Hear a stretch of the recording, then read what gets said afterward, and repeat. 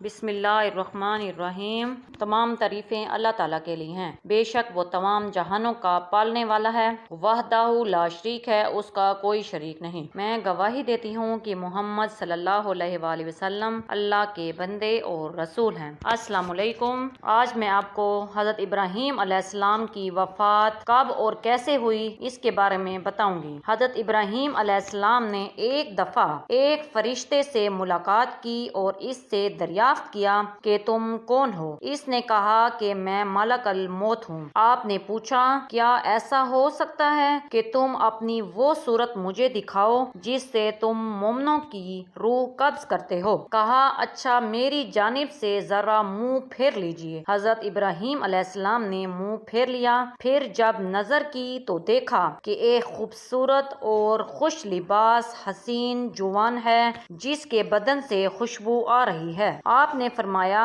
کہ اگر مومن تم کو بغیر حسن و جمال کے نہ دیکھے تو اس کے لیے یہی بہتر ہے۔ پھر کہا کیا ممکن ہے کہ تم مجھے اپنی وہ صورت دکھاؤ جس سے تم فاجروں کی روح قبض کرتے ہو؟ ملک الموت نے کہا کہ آپ اس کو دیکھنے کی طاقت نہیں رکھتے۔ حضرت ابراہیم علیہ السلام نے کہا میں دیکھ سکتا ہوں، کیا بہتر ہے کہ آپ میری جانب سے ذرا منہ پھیر لیجئے۔ تھوڑی دیر بعد جب حضرت ابراہیم علیہ السلام نے نگاہ کی تو ایک مرد سیاہ شکل سیاہ لباس میں دیکھا جس کے بال جسم پر کھڑے ہیں اور بدبو آ رہی ہے اور اس کے منہ اور ناک سے آگ اور دھواں نکل رہا ہے۔ حضرت ابراہیم علیہ السلام یہ منظر دیکھ کر بے ہوش ہو گئے۔ جب ہوش آیا تو ملک الموت صورت اول میں نظر آئے۔ فرمایا اے ملک الموت، اگر فاجر تم کو اسی صورت میں دیکھے تو اس کے عذاب کے لیے یہی کافی ہے۔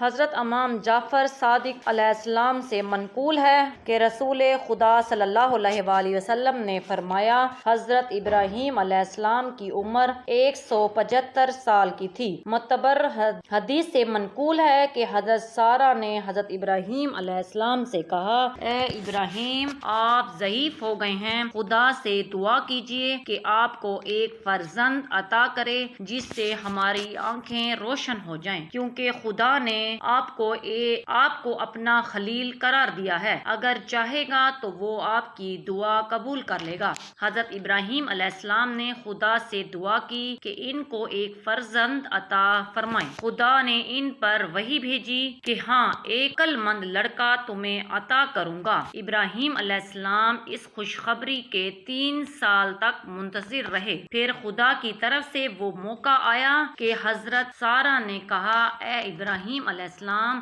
آپ ضعیف ہو گئے ہیں اور آپ موت کے قریب ہونے کو ہیں، آپ ایسا کریں کہ خدا آپ کی موت میں تاخیر کرے اور عمر دراز کرے تاکہ آپ میرے ساتھ لمبی زندگی گزاریں تو زیادہ بہتر ہو۔ ابراہیم علیہ السلام نے خدا سے سوال کیا جیسا کہ حضرت سارہ نے التماس کی تھی۔ حق تعالیٰ نے ان کو وحی کی کہ آپ جس قدر چاہو تم کو زندگی عطا کر دوں گا۔ حضرت ابراہیم علیہ السلام نے حضرت سارہ کو خبر دی۔ انہوں نے کہا خدا سے دعا کیجئے کہ جب تک آپ خود موت کے طالب نہ ہوں آپ کو موت نہ آئے۔ حضرت ابراہیم علیہ السلام نے دعا کی اور اللہ تعالیٰ نے قبول فرمائی۔ جب حضرت ابراہیم علیہ السلام نے دعا کی قبولیت کی خبر حضرت سارہ سے بیان کی تو حضرت سارہ نے کہا خدا کا شکر ادا کیجئے اور کھانا پکوائیے اور فقیروں اور اہل جات کو تقسیم کیجئے۔ ابراہیم علیہ السلام نے دعوت